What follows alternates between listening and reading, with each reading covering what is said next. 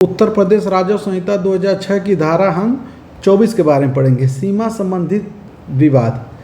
देखिएगा, आप 20 से लेकर हम 24 तक क्रमबद्ध तरीके से सीमा संबंधित और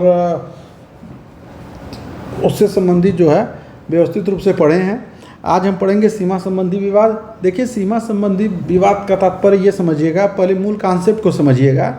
जैसे यदि खेत या भूमि की सीमा को लेकर विवाद होता है तो कौन सीमा संबंधी में खेत या बात ये की है, भूमि संबंधी विवाद जो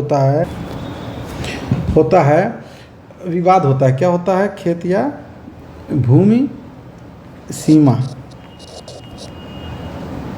ठीक, सीमा अगर विवाद होता है तो देखिए दो कंडीशन है यहाँ पे, दो कंडीशन को स्पष्ट आप समझिएगा। पहला ये है कि इसको कहते हैं सो मोटो। ठीक है, सो मोटो का तात्पर्य ये है कि स्वयं संज्ञान लेकर। ठीक है, ये एसडीएम साहब द्वारा पहला कंडीशन में सुमोटो हो, दूसरा का जो है कंडीशन, दो ही कंडीशन हो सकता है। दूसरा का है कि किसी हितबद्ध व्यक्ति के आवेदन पर। देखिएगा, किसी क्या है, हितबद्ध का तात्पर्य ये है, जाइए इसको हम और अच्छे से डिटेल में आपको समझा दे रहे हैं। हितबद्ध का मतलब जिसका प्रभावित हो रहा हो, जिसका जो है उसमें किसी न किसी प्रकार का हित संबद्ध हो। ठीक है, उसे हितबद्ध व्यक्ति के आवेदन पर, क्या हितबद्ध व्यक्ति के आवेदन पर। ठीक, आवेदन पर।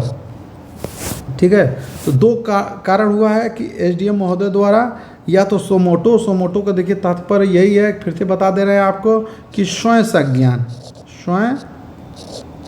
संज्ञान।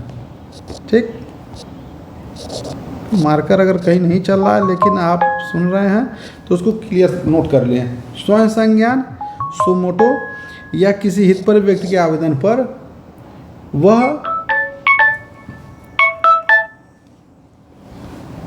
उस विवाद का निर्णय करेगा। ठीक है, निर्णय करने के लिए वर्तमान सर्वेक्षण नक्शे का आधार होगा। ठीक है, दो कंडीशन है, इसको क्या कहते हैं, डिस्पोज करने के लिए तात्पर्य, या तो निर्णय करने के लिए क्या है, सर्वेक्षण नक्शे के आधार पे। एक होगा नक्शे के आधार पर, नक्शे लिख सकते हैं कि हल, या तो निर्णय जो होगा, निर्णय जो है, चलिए अगले पेज पे हम लोग इसको समझते हैं। निर्णय जो है, पहला देखा जाएगा नक्शा। ठीक, नक्शा पर क्या है, ठीक है, नक्शा पर क्या है, और मूल चीज़ ये भी देखा जाएगा वर्तमान सर्वेक्षण नक्शे के आधार पे कि जहाँ चकबंदी अधिनियम 1953, ठीक है, जब चकबंदी गांव में हुआ था, चकबंदी जो हुआ था, कब हुआ था, चकबंदी अधिनियम 1953 अधिनियम है, ये अधिनियम है। ठीक, अधिनियम 1953 जो है के अनुसार पुनर्निरीक्षण हुआ हो तो वहाँ उन नक्शों के आधार पर सीमा तय करेगा। मान लीजिए कि उस जब चकबंदी अधिनियम 1953 हुआ तो अलग अलग गाँव में अलग अलग समय पर क्या हुआ है कि मेड़बंद, जब भी चकबंदी प्रक्रिया हुआ होगा तो वो देखा जाएगा कि पत्थर कहाँ पे चिन्हित कराया गया था। ठीक है ना, गांव का या तो उस स्थान का मेड़बंदी कहाँ कराया गया था, और वहाँ पे क्या यदि यह संभव न हो तो वास्तविक कब्जे के आधार पर एक सरल जांच करके निर्णय करेगा। ठीक है, तो आधार क्या होगा, चकबंदी अधिनियम 1953 के अंतर्गत गांव में जब भी कब्जा परिवर्तन कराया गया होगा, ठीक है, गांव जो है एक माने धारा 52 का प्रकाशन हुआ होगा। जब गांव चकबंदी प्रक्रिया से चकबंदी से निकल के राजस्व ग्राम में आया होगा, उस समय क्या स्थिति थी वहाँ पर उसका करके निर्णय लेगा।